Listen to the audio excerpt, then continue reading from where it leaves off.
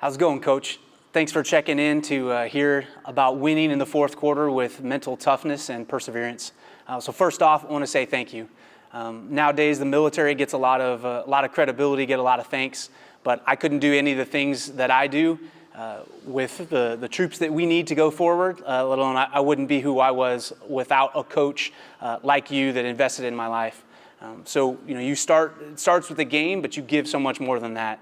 You pour your lives into the students, using the game to teach them how to fight through tough things, how to fight through challenges so that they can take that into the world.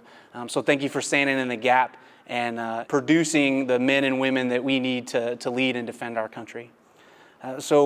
My name is Lieutenant Colonel Heath Kearns.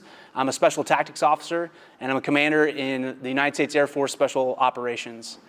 To give you a little bit of credibility, a little background of where I'm coming from, in my high school days, back in the glory days, I was a 3-sport varsity athlete. I then went on to play Division I football and lacrosse, where I got multiple concussions, and they told me, hey, you need to stop getting hit in the head or you won't be able to serve your country. So I said, all right, I didn't come here just to do that. And so then that was the end of my athletic career, and then that began my calling in Air Force Special Operations. So one of the things that we pride ourselves on in Air Force Special Operations is our quiet professionalism. And ultimately what that means is you probably haven't heard specifically of us. You've definitely seen the things that we've done, but you didn't know it was us. And hopefully to establish a little more credibility of what I'm going to talk about, I put together a little bit of what I call like a highlight reel. So that's 15 years of combat experience, all condensed in just a couple paragraphs that tell you a little bit of what I've been through.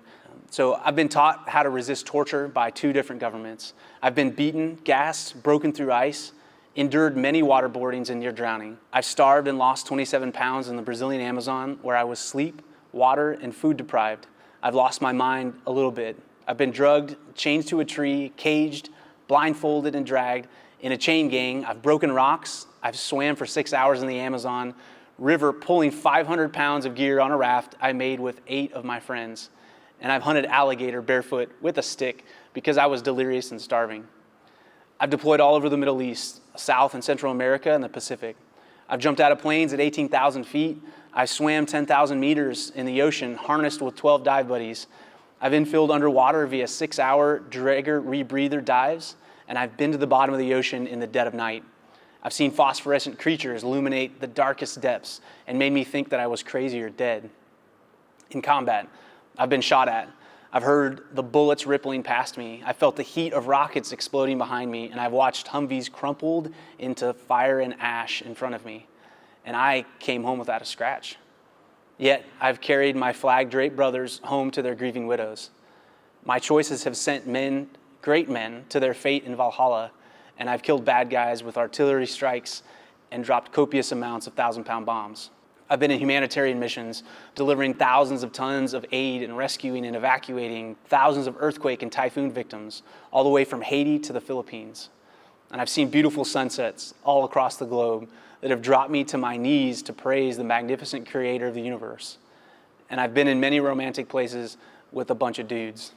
I love my wife through disease, through chronic pain, through ER hell, and 15 life-slicing surgeries, soon to be 16.